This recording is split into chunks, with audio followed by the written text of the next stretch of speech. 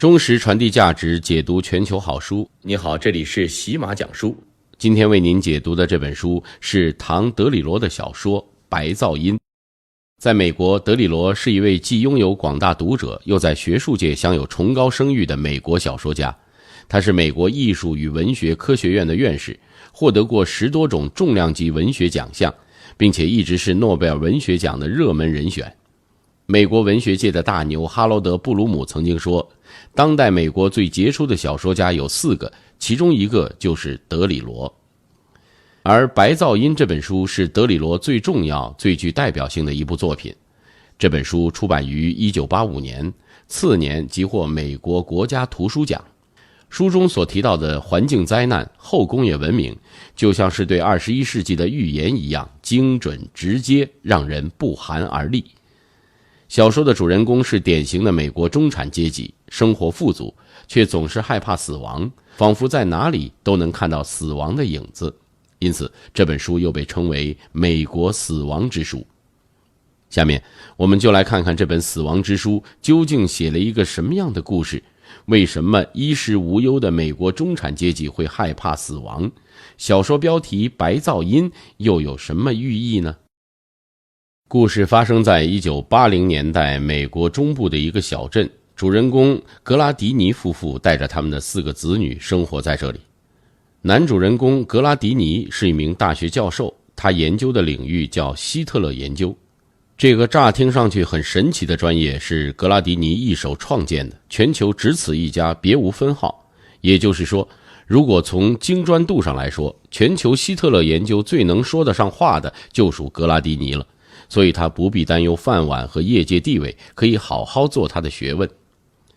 女主人公巴比特是位家庭主妇，她不是格拉迪尼的第1任妻子，不过现在2人很是恩爱，所以日子也过得平静而幸福。这是一个典型的现代美国中产阶级家庭，家庭虽然是重组的，但是生活富足，有社会地位，受人尊敬，叫旁人看了也不无羡慕。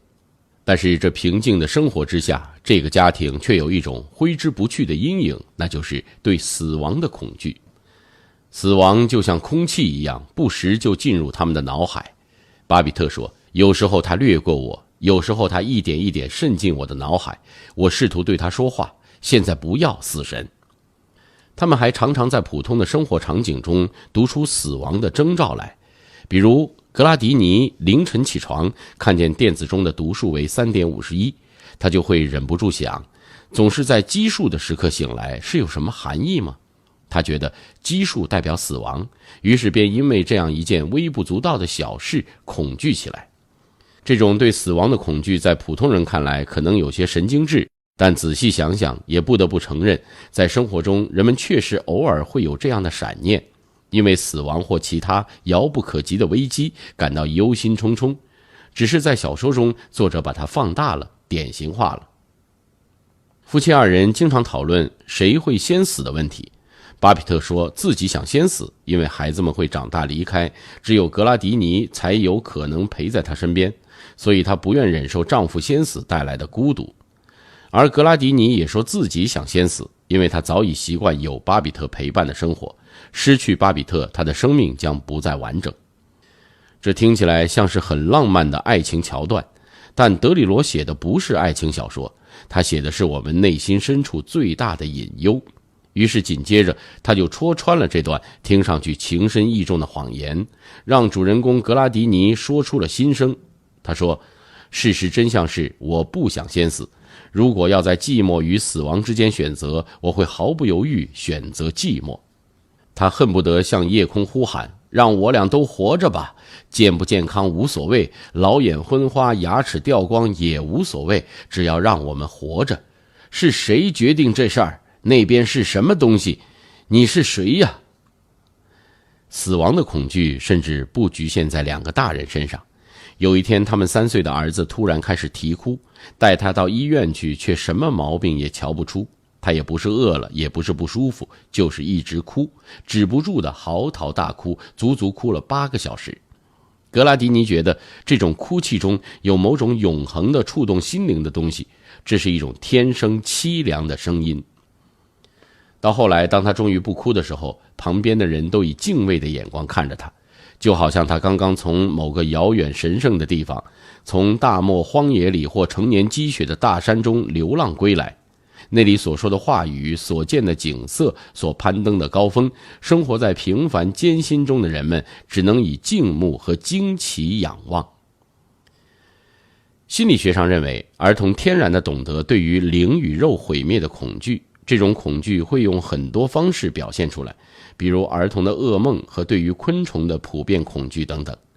现实中当然很少有孩子莫名其妙哭那么久，小说中这段让人脊背发凉的孩子的啼哭，隐喻了人类生命之初对死亡最原始的恐惧。格拉迪尼一家害怕死亡，但他们身边却有人主动去挑战死亡。格拉迪尼有个9岁的女儿，女儿有个朋友，是个叫奥列斯的男孩子。奥列斯可了不得，他有一间装满了蛇的玻璃房，每天最想做的事情就是在里面待尽可能长的时间，从而打破世界纪录。格拉迪尼一开始很不理解，他不明白为什么会有人故意把自己的生命置于危险之中，这不是找死吗？接触多了，格拉迪尼开始理解他了。和蛇共处一室，确实很有可能会死。那么，奥列斯为了避免死亡，就要进行严格的训练，比如说要能长时间坐着不动，不进食也不排泄，又比如说要尽量让思想放空，把自己就想象成一条蛇，这样才能无所畏惧。通过不断的训练，死亡的可能性就会逐渐减小，这个过程就是故意面对死亡的过程。大家不是都觉得死亡不可控吗？奥列斯偏要控制死亡，主动向死神出击。格拉迪尼在理解了奥列斯后，对他深感佩服。和奥列斯的壮举相比，格拉迪尼可以说是在逃避死亡。刚才已经提到，他自己开创了一门学问，名叫希特勒研究。他觉得躲在这位杀人魔王庞大的阴影下，他对死亡的恐惧就会减轻，他也可以从这位杀人魔王的身上汲取力量，对抗死亡带来的恐惧。为了让自己的形象跟这个研究对象更搭，格拉迪尼还在上课时穿上黑袍子，戴上太阳镜。这种装束给了他一种错觉，自己从一个无害的普通中年人变成了能用某种力量对抗死亡的人。有一次，格拉迪尼一觉醒来，看见院子里有一个人影，他以为是死神，慌乱之中一把抓起希特勒的自传《我的奋斗》放在胸口，颤颤巍巍地朝那人走去。后来才发现那不是死神，只是他突然来访的岳父。虽说是一场闹剧，但这种行为却也证明了，对格拉迪尼来说，希特勒就是他用来逃避死神的盔甲。格拉迪尼一家就这样有点杞人忧天地生活在对死亡的恐惧中。就在读者以为这种生活会一直进行下去的时候，一次突如其来的环境污染事件把这家人拉到了死神的面前，死亡开始真正地威胁到他们的生命。有一天，小镇的上空被一团浓密的黑烟所笼罩，收音机里播放的新闻说，它叫羽状烟雾，羽毛的羽，是无害的。但是就连格拉迪尼9岁的小女儿也看得出新闻的播报有误，那团烟雾形状不定，并且逐渐增大，并不是通常意义上普通无害的烟雾。为了安全起见，政府宣布封闭了洲际公路。直到这个时候，格拉迪尼也没觉得有什么危险。后来新闻里又说，它叫一团滚动的黑色烟雾。格拉迪尼对这种命名的改变很满意，他认为这说明当局正在努力解决问题，直到空袭警报响起。空袭警报意味着问题十分严重，居民们都要迅速离开家，撤离到政府划定的安全区域。但格拉迪尼却迟迟不愿行动，他爬到屋顶上，在望远镜中看到了烟雾里穿梭的消防车、救护车和警车，听到了警笛声和呼救声。在这幅场景中，他感觉着火和爆炸都算不上危险了，死亡在空气中渗透，渗入人的基因中。即便这样，格拉迪尼也不愿意撤离，因为在他眼里，只有穷人居住的地方才会发生这种灾害。而他怎么说也是一名大学教授。他说，你在电视上的水灾镜头中见到过一个大学教授在他所住的街上划着小船吗？有一个细节值得注意，这次灾害从发生起，政府都是通过收音机来发布最新消息。在收音机的播报中，本应承担重要功能的那个政府部门，德里罗却始终用他们2个字来替代。人们能感知到的只有媒体的力量，政府的作用被完全隐形了。后来这个神秘部门终于为事件定性了。小说中写道，他们现在不再称它为滚动的黑色烟雾了，而是空中毒物事件。空袭警报又一次响起，大家在极度不安中吃完了晚饭。消防大队开着车从扩音喇叭里一遍一遍通知居民撤离所有居所，化学烟雾是致命的。格拉迪尼一家人终于开始撤离。在驱车前往规定的安全地带途中，格拉迪尼下车加了一次油。就是这短短的2分半的暴露，使他的血液里融进了烟雾中的有害物质，是一种杀虫剂挥发到空气中。这种杀虫剂原本是杀蟑螂的，但它的副产品却对所有生物都有害。杀死一只蟑螂1/1000的剂量就足以让老鼠脑死亡，但是这种物质对人体的危害目前还不清楚，只知道它会在人体内停留30年。于是格拉迪尼就这样被判了缓期死刑。他不知道这个东西会爆发出什么症状，也不知道这些症状会在哪一天出现。他当然也可以不当回事，毕竟没有证据证明它对人体有害。可是所有的医疗人员一给他做体检，就一副了不得的样子，仿佛他随时都有性命之虞。这场毒物中的暴露就成了悬在格拉迪尼头上的达摩克利斯之剑，可以随时将他带向死亡。和此时的格拉迪尼相比，巴比特的死亡恐惧显得毫无根据。他并没有被毒物伤害到，但却采取了一种激进的举措来对抗死亡带来的恐惧。他一直在偷偷服用一种药物。格拉迪尼有时候会看见巴比特把什么东西塞进他的嘴巴里去，但巴比特只说那只是普通的营养片，直到格拉迪尼找到一枚药片并拿去化验，才慢慢揭开巴比特的秘密。这种药叫戴勒尔，市场上买不着，所以格拉迪尼费了好一番功夫才查到药物来源。它是尚处在试验阶段的一个科技产品，药物在体内会释放出一种化学物质，作用于大脑里控制死亡恐惧的那个部分，使它不再活跃，也就能从生理上遏制人对死亡的恐惧。也就是说，戴勒尔这种药物不是用来治疗疾病的，而只是减轻恐惧。巴比特甚至不是在追求什么健康的生命，而只是希望恐惧远离自己。这种看似合理的荒谬才是作者想要表达的内容。戴勒尔的副作用很明显，轻则使人健忘，重则使人分不清语言和真实。举个例子，在服用了这种药物的人面前对他说有子弹，他就会真的感觉有子弹朝自己飞来，于是赶紧躲闪，甚至迷迷糊糊地找地方藏起来。德里罗对戴勒尔这种药物的描述，巧妙地讽刺了美国后现代社会中的许多现象，比如人经常生活在语言的幻象之中，仿佛语言就是真实；人对自己的精神世界完全失控，就连消除恐惧也要借助药物，软弱又可悲。更可悲的是，研发戴勒尔的项目经理格雷通过市场调研发现，美国人对这种药物的需求巨大，对死亡莫名的感到恐惧，又急切地想要摆脱这种恐惧的绝不止巴比特一人。前面已经说到，这种药尚处在试验阶段，而巴比特为了得到药片，甚至不惜出卖自己的身体。他找到项目经理格雷，连续几个月都和他在汽车旅馆幽会，以获取戴勒尔药片。遗憾的是，这个药在巴比特身上没起作用。他前前后后吃了50多片，却只在最开始的时候感到过一丝生命的希望，之后就又跌入死亡恐惧的深渊。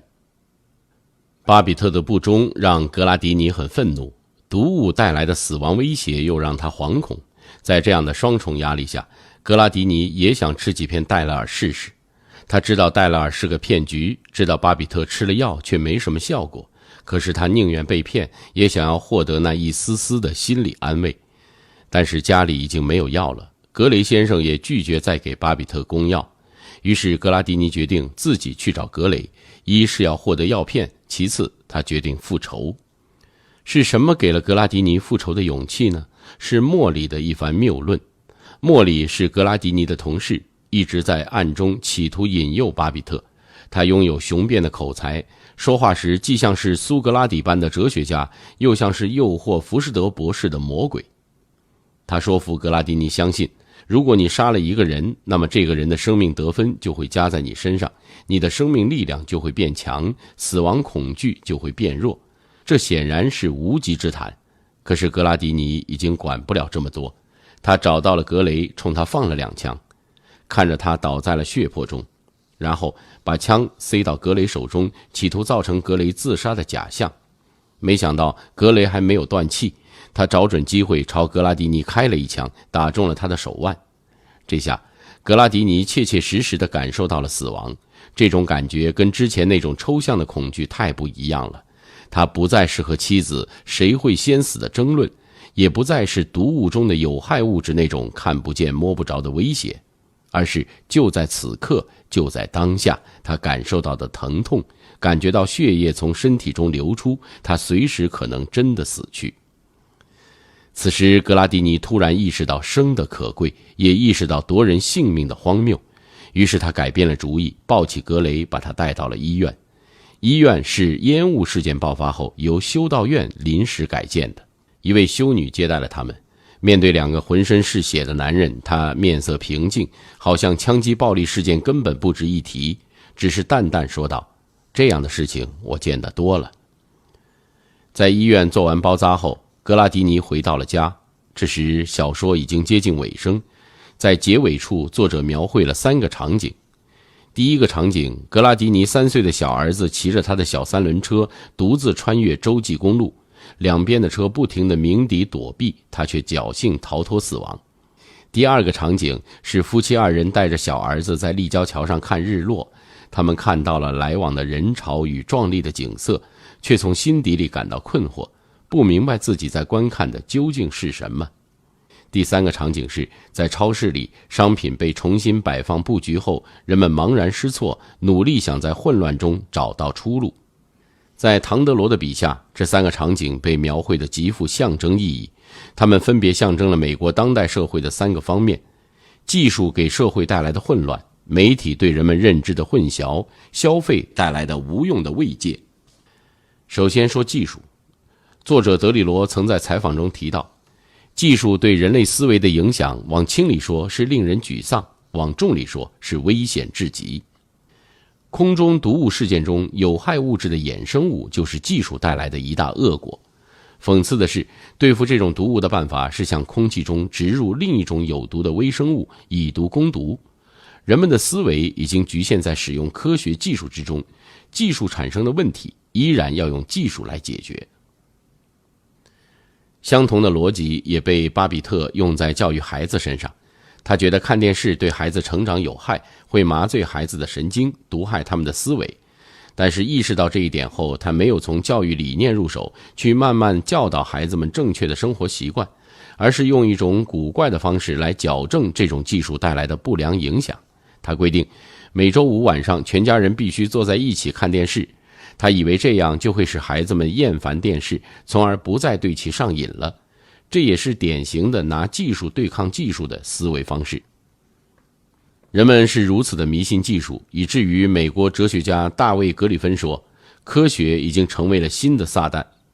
巴比特尝试用技术去战胜死亡恐惧，所以他选择了戴勒尔这种先进的药物。然而戴勒尔终究不过是一场闹剧，他制作的再精密，也没法帮人类克服这最为原始的恐惧——死亡。在格拉迪尼的枪口下，格雷大把大把地往嘴里撒戴勒尔，可他依然真真切切地感受到了死亡的威胁，害怕的站都站不起来。故事结尾的场景中，格拉迪尼3岁的小儿子骑着他的小3轮车在洲际公路摇晃前行。本来就十分拥堵的洲际公路上，场面被这个在儿童车上晃动前行的3岁小男孩搞得十分混乱。他们打了方向盘，减了档，拉响了喇叭，喇叭声穿过漫长的下午，像一只野兽的哀鸣。那孩子甚至都不瞧他们一眼，他得意地使足了劲，2只手臂看起来像他的腿一样快速摆动，只顾踏着车子。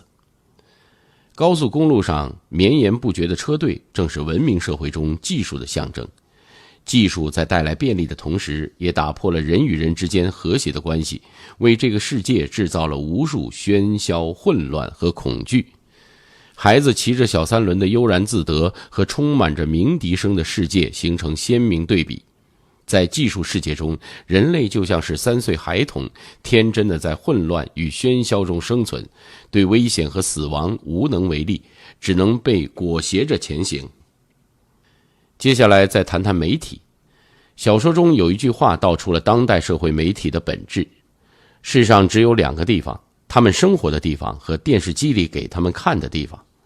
这就是媒体的作用，它创造出了另一种现实，甚至有的时候我们更容易相信媒体所展示的那个世界。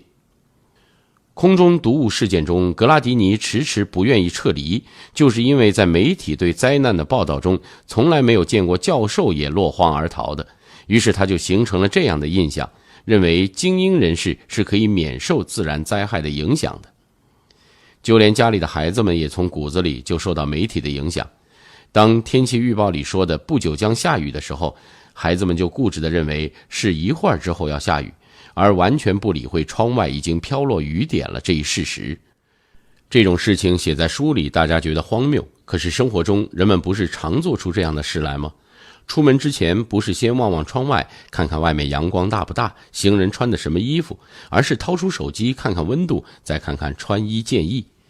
不管是否承认，媒体确实屏蔽了一部分人们对真实世界的直观感受。这一点也体现在结尾的第2个场景中，格拉迪尼夫妇带着小儿子在立交桥上看雨后的日落。唐德罗用优美的笔触展示了大雨过后天空在夕阳的照射中所展现出的美丽色彩，然后他笔锋一转写道：有些人见到这样的日落吓呆了，有些人则决计要兴奋一下，但是大多数人不知道怎么去感受，原因是他们不知道什么样的反应更符合一般意义上大众的期待。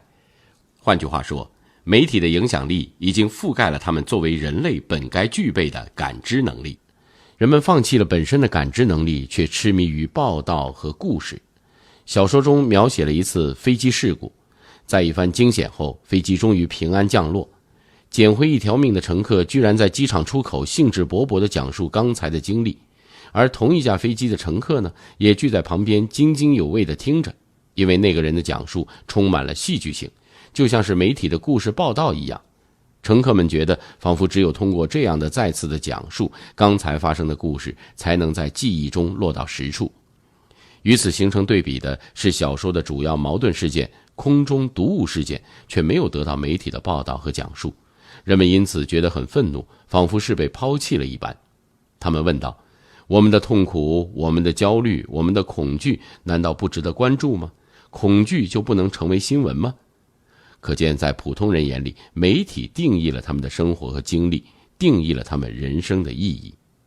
小说中随处可见对收音机和电视的描述。斯泰菲非让母亲出门之前涂防晒霜，还告诫大家水一定要烧开再用，都是因为收音机里是这么说的。他在梦中喃喃自语时说出的也是丰田汽车的品牌。媒体不仅塑造着人们的意识，也蔓延到了人们的潜意识中。与媒体紧密相连的是消费。美国新历史主义学者伦特里奇亚认为，在当下的美国，人们的生活中有2个典型的场景，一个是坐在电视机前看电视，另一个就是在超市购物。媒体创造出欲望，而消费行为则是为了满足这些欲望。小说里，莫里教授说，购物仿佛一场宗教仪式，超市就是抚慰人们灵魂的教堂。想象一下，你是不是也每次逛街之前先要打扮一番，然后进入买程序，再坐下来美餐一顿，最后以晒照片作为正常活动的结束？仔细想想，岂不是跟宗教一样充满了仪式感？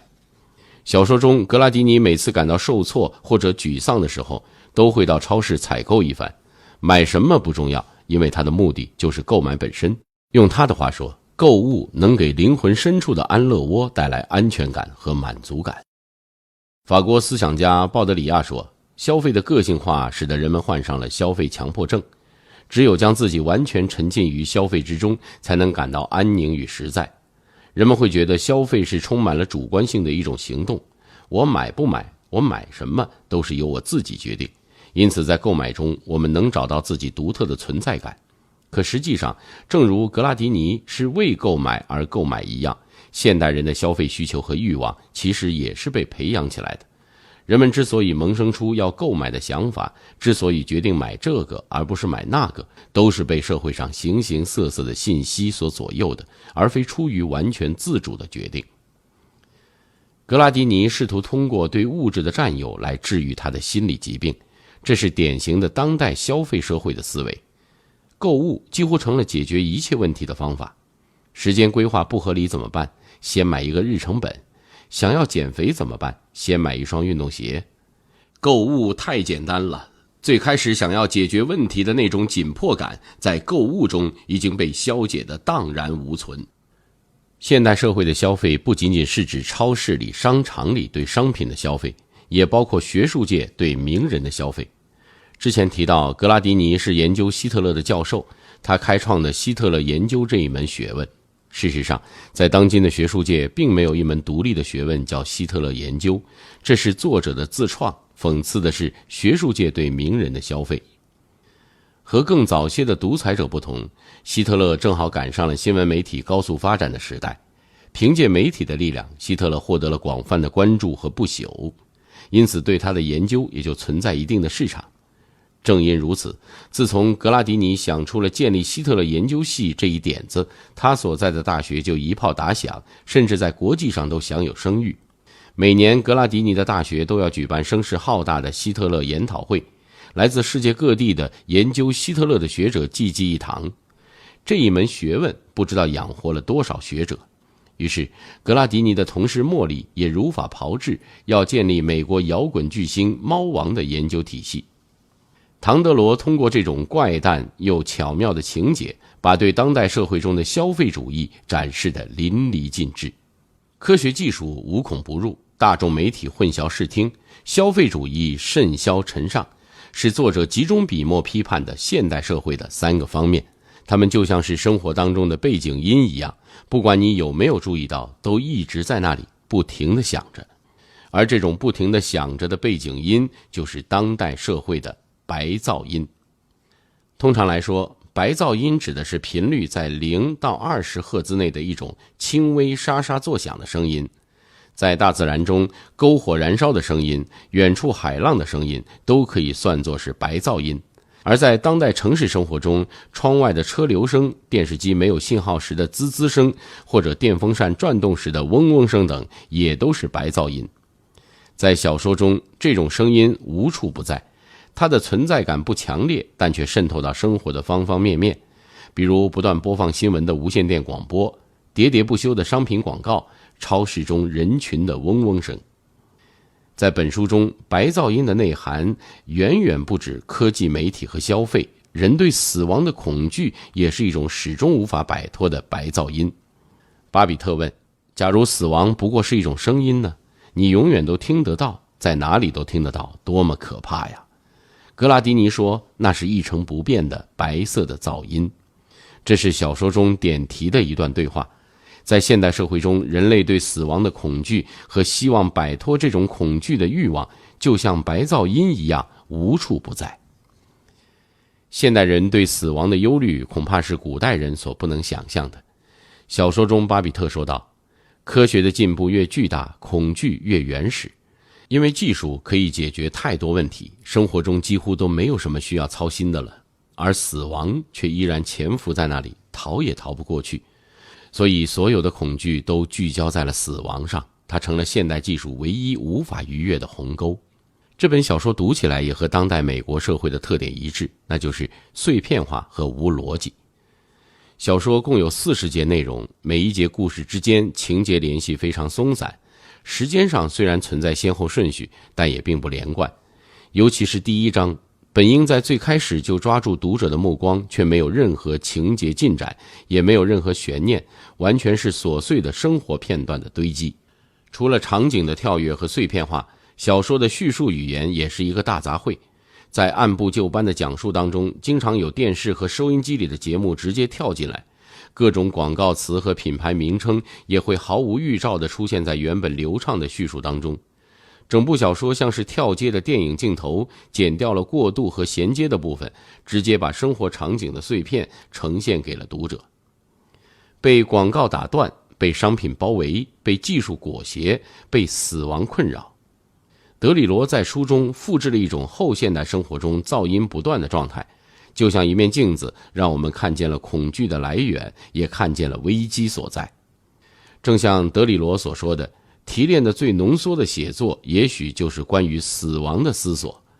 未来的人类也许能够幸运地驾驭死亡，但是也许仍然像过去和现在一样，时时处处地笼罩在死亡恐惧的阴影之下。